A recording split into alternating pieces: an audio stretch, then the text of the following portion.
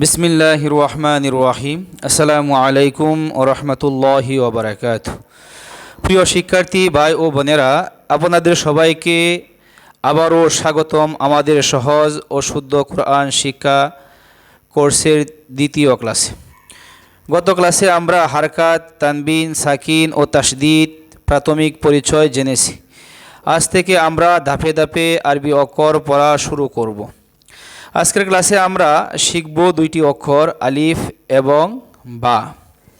এই দুইটি অক্ষরের সঠিক পরিচয়, বিভিন্ন হারকাতের সাথে কিভাবে পড়তে হয় এবং সঠিক উচ্চারণ খুব সহজভাবে শিখব ইনশাআল্লাহ। তাই সবাই মনোযোগ দিয়ে ক্লাসটি দেখুন এবং আমার সাথে সাথে বারবার অনুশীলন করুন। চলুন আল্লাহর নাম নিয়ে আজকের পাঠ শুরু করি। বিসমিল্লাহির রহমানির রহিম। আজকে আমরা যে অক্ষরটা পড়ব তার নাম হচ্ছে আলিফ। তার নাম কি? আলিফ। আলিফ অক্ষরটা দেখতে কীরকম দেখেন, লম্বা একটা খাড়া টান, তার নাম কি? আলিফ।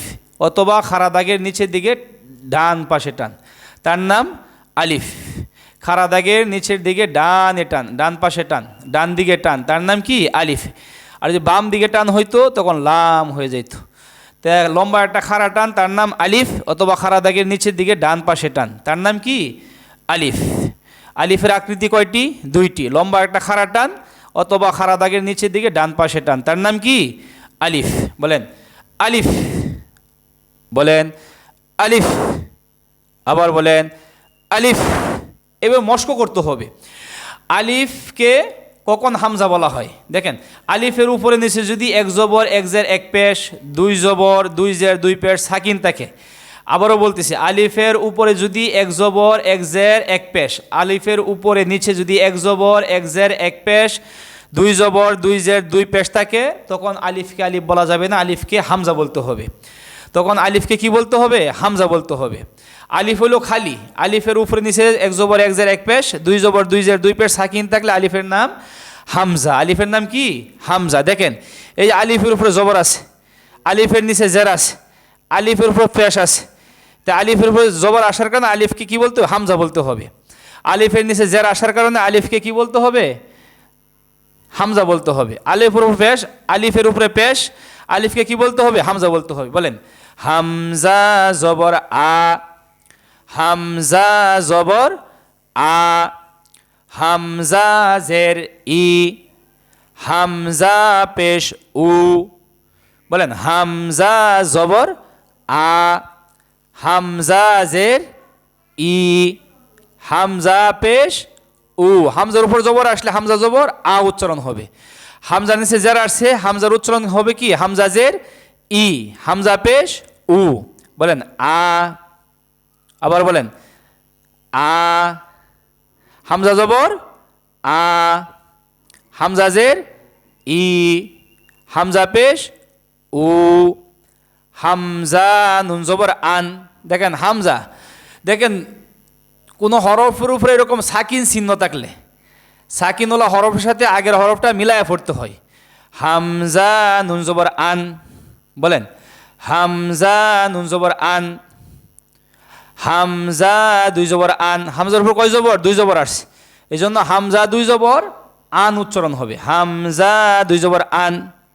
বলেন হামজা জবর আ, হামজা জের ই, হামজা পেশ উ, হামজা নুন জবর আন, হামজা দুই জবর আন, হামজা নুন জের ইন, হামজা নুন জের ইন। হামজাকে নুনের সাথে মিলবে, কি জন্য? হামজার উপর সাকিন আছে। এইরকম সাকিন চিহ্ন থাকলে আগের অক্ষরটা সাকিনুল্লা হরফের সাথে কি মিলায়া পড়তে হয়। তা হামজা নুন জের ইন, হামজা দুই জের ইন। বলেন হামজা দুই জের ইন। বলেন হামজা জবর আ, হামজা জের ই, হামজা পেশ উ, হামজা জবর আ, আমিল বিনুনের সাথে, কারণ এখানে সাকিন আছে। কি আছে? সাকিন থাকলে আগের অক্ষরটা সাকিনুল্লাহ হরফের সাথে মিলাই পড়তে হবে। হামজা নুন জবর আন, হামজা দুই জবর আন, হামজা নুন জের ইন, হামজা দুই জের ইন, হামজা নুন পেশ উন, হামজা নুন পেশ উন। দেখেন সাকিন এই নুন অক্ষরে সাকিন থাকার কারণে আগের অক্ষরটা সাকিন ওলা হরফ সাথে মিলায় পড়তে হইতেছে, পড়তে হবে। বলে হামজা, বলেন হামজা নুন পেশ উন, হামজা দুই পেশ উন। বলেন আমি যখন বলবো তখন আপনারা শুনবেন, আমি যখন বলে চুপ থাকবো তখন আপনারা বলবেন হামজা দুই পেশ উন। বলেন হামজা দুই পেশ উন। তো এইভাবে এই অক্ষরগুলো আপনারা মস্ক করবেন। হামজা জবর আ, হামজা জের ই, হামজা পেশ উ, হামজা নুন জবর আন, হামজা দুই জবর আন, হামজা নুন জের ইন, হামজা দুই জের ইন, হামজা নুন পেশ উন, হামজা দুই পেশ উন। এইভাবে মস্ক করতে হবে। মস্ক করে একেবারে মুখস্থ করে লাইবেন। আলিফের পরের অক্ষরটা হচ্ছে বা। আলিফের পরের অক্ষরটার নাম কি? বা। বা অক্ষরটা দেখতে কিরকম দেখেন, এই সোজা দাগের ডানে বামে উঁচু, সোজা দাগের ডানে বামে উঁচু, নিচে একটি নুক্তা, নিচে একটি কি নুক্তা।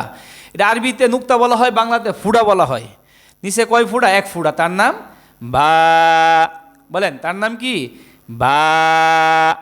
আবার বলেন বা। অথবা এক দাঁতের নিচে এক নক্তা, দেখেন দাঁতের মতো বাসা না, এক দাঁতের নিচে এক নক্তা, তার নামও কি? বা। বলেন বা। বার আকৃতি কয়টি? দুটি। দেখেন শব্দের শুরুতে যে এরকম হয় এক দাঁতের নিচে এক নক্তা, তার নাম বা। শব্দের মাঝখানে হলে এক দাঁতের নিচে এক নক্তা, তার নাম বা। অথবা শব্দের শেষে হইলে সোজা দাগের ডানে বামে উঁচু নিচে একটি নক্তা, তার নাম কি? বা। তার নাম বা। বলেন বা। আবার বলেন বা। এই অক্ষরটার নাম কি? বা। দেখেন এখানে তিনটি অক্ষর আছে, প্রথম অক্ষরটাও বা, মাঝখানের অক্ষরটিও কি? বা, শেষের অক্ষরটা বা। প্রথম অক্ষরের বা অক্ষরে জবর আছে, বা জবর বা। বলেন বা জবর বা। দেখেন এই বার নিচে জের আছে, বা জের বি। বলেন বা জের বি। বলেন বা জের বি। বলেন বা পেশ বু। বলেন বা পেশ বু। তে বা জবর বা, বাজের বি, বা পেশ বু। দেখেন বার উপর দুই জবর, বা দুই জবর বান, বা দুই জবর বান, বা দুই জের বিন, বা দুই জের বিন, বা দুই পেশ বুন। বলেন বা দুই পেশ বুন। বলেন বান বিন বুন। তারপরে দেখেন এখানে দুটি অক্ষর, প্রথম অক্ষরটা বা, শেষের অক্ষরটাও কি? বা। প্রথম অক্ষরে জবর, দ্বিতীয় অক্ষরও কি? জবর। বলেন বা জবর বা। বা জবর বা। বা জবর বা। বা আর বা একসাথে মিলাইলে বাবা। বা আর বা একসাথে মিলাইলে কি উচ্চারণ কি হবে? বাবা। বলেন বা জবর বা। বা জবর বা। বাবা। বা জবর বা, বা জবর বা, উচ্চারণ কি হবে? বাবা। বলেন বাবা। বা জবর বা। বা জবর বা। বা পেশ বু। দেখেন বার উপরে পেশ, বা পেশ বু, বার উপরে জবর, বা জবর বা। বলেন বা জবর বা। বা পেশ বু বাবু। বা জবর বা, বা পেশ বু বাবু। তারপর হচ্ছে হামজা জবর আ। হামজা জবর কি? আ। বাজের বি, বার নিচে জের, বাজের বি, বার উপরে বার উপরে জবর, বা জবর বা। হামজা জবর আ, বাজের বি, হামজার উপরে কি? জবর, হামজা জবর আ, বাজের বি, আবি, বা জবর বা, আবি বা। হামজা জবর আ, বাজের বি, আবি, বা জবর বা, আবিবা। ধরেন বা জবর বা, বাজের বি, বা পেশ বু, বা দুই জবর বান, বা দুই জের বিন, বা দুই পেশ বুন, বা জবর বা, বা জবর বা, বাবা, বা জবর বা, বা পেশ বু, বাবু। হামজা জবর আ, বাজের বি, কি হইল আবি, বা জবর বা, আবি বা। দেখেন সাকিন, বারো কি আছে, সাকিন আছে, এই জন্য আগের অক্ষরটা সাকিন ওলা হরফের সাথে মিলাই পড়তে হবে। হামজা বা জবর আব, হামজা বা জবর আব, হামজা বা জবর আব। দেখেন দেখেন তাসদিদ আসছে, কি আসছে তাসদিদ আসছে। তাসদিদ ওলা অক্ষর দুইবার পড়তে হয়। হামজা বা জবর আব, বা জবর বা, আব্বা। তাসদিদুল্লাহ অক্ষর দুইবার পড়তে হয়, একবার তো আগের অক্ষরটা তাসদিদুল্লাহ অক্ষরের সাথে মিলায় পড়তে হবে, আবার তাসদিদের উপরে নিচে জবর জের পেশ, এক জবর এক জের এক পেশ, দুই জবর দুই জের দুই পেশ সাকিন থাকবে, তখন সেটা আবার পড়তে হবে।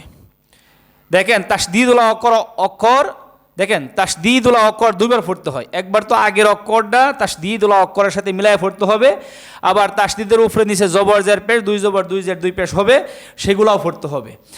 হাম সংযুক্ত অক্ষরের মতো, হামজা বা জবর আব, বা জবর বা, আব্বা। বলেন হামজা বা জবর আব, বা জবর বা, আব্বা। মোটামুটি কি পড়লাম আমরা, আলিফ এবং বা অক্ষর পড়লাম, আলিফ এবং কি বা অক্ষর পড়লাম। তে অক্ষরগুলো সুন্দরভাবে মস্য করবেন। বা জবর বা, বা জের বি, বা পেশবু, বা দুই জবর বান, বা দুই জের বিন, বা দুই পেশবুন, বা জবর বা, বা জবর বা, বাবা, বা জবর বা, বা পেশবু, বাবু। হামজা জবর আ, বা জের বি, আবি, বা জবর বা, আবি বা। হামজা বা জবর আব, হামজা বা জবর আব, বা জবর বা, আব্বা। ভিডিওটি ভালো লাগলে একটি লাইক দিন, আপনার মতামত কমেন্টে জানান, অন্যদের উপকারের জন্য শেয়ার করুন। পরবর্তী ক্লাসগুলো পেতে আমাদের ইউটিউব চ্যানেলটি সাবস্ক্রাইব করে রাখুন। আসসালামু আলাইকুম ওয়া রাহমাতুল্লাহি ওয়া বারাকাতুহু।